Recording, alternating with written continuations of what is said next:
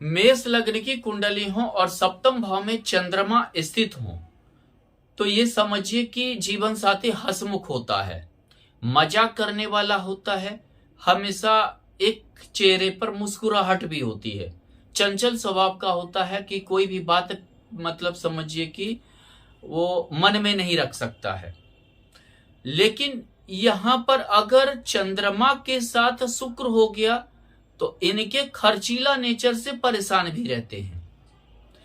अगर किसी स्त्री का चंद्रमा और शुक्र सप्तम भाव में, मेष लग्न की कुंडली में सप्तम भाव में है, तो इनका पति इतना खर्चीला होता है कि इनसे ये तबाह रहती हैं। अगर किसी पुरुष का ऐसा है तो इनकी पत्नी इतनी खर्चीला होती है कि इनसे ये तबाह रहते हैं खर्चा के से।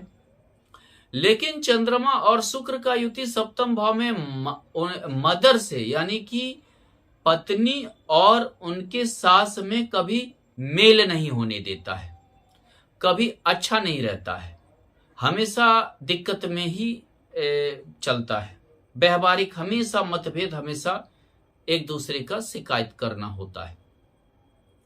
यहां अगर शुक्र के साथ मंगल स्थित हो गया तो ये समझिए कि ये अपने आप को सुपर ज्यादा दिखाते हैं। अगर स्त्री हैं तो ये परिवार में सुपर बनना चाहती हैं, सब जगह ये पति से ज्यादा सुपर थोड़ा होना चाहती हैं। इनको अपने मायके पर बहुत गुरूर होता है, बहुत ही इन्हें मतलब अपने मायके का ये अपमान नहीं सह सकती हैं और इसके चलते बहुत बार लड़ाई भी होता है, दिक्कत भी होता है। एक चीज और भी है, अगर यहाँ पुरुष के कुंडली में है तो वो हमेशा अपना पुरुषत्व दिखाने की कोशिश करते हैं।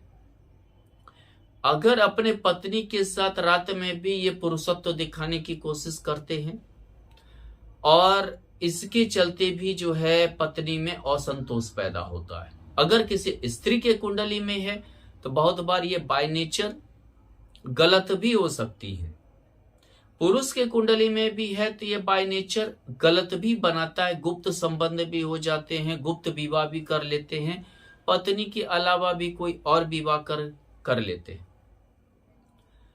यहां अगर चंद्रमा के साथ गुरु है तो ये समझिए कि इनका विवाह ऐसे जगह होता है जिनको कभी कभार ये जानते पहचानते भी नहीं थे, ऐसे घरों में हो जाता है।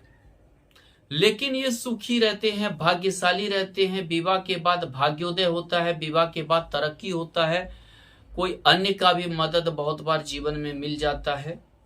कभी कभार क्या होता है कि पत्नी के अलावा किसी और स्त्री के मदद से भी ये उन्नति कर लेते हैं।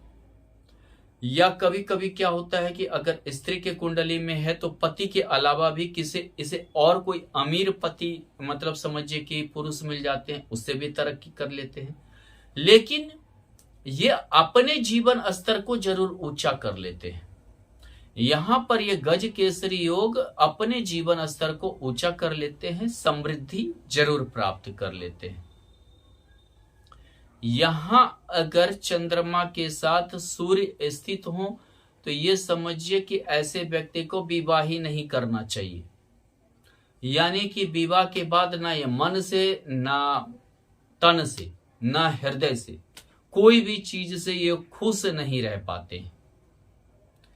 यहां पर इन्हें हमेशा दिक्कत फेस करनी पड़ती है, हमेशा दिक्कत होता है। इन्हें लगता ही नहीं है कि हमारी पत्नी है या अगर स्त्री है तो उन्हें ये नहीं लगता है कि हमारा पति है।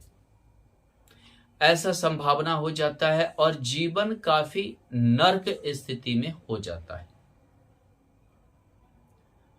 यहां अगर चंद्रमा के साथ बुध स्थित हो गया, मेष लग्न की कुंडली में सप्तम भाव में चंद्रमा के साथ बुध स्थित हो गया, पति पत्नी के बीच में प्यार प्रेम छोड़ दीजिए, कोई भी बातों लेकर गहराई ही बहुत ज्यादा रहती है।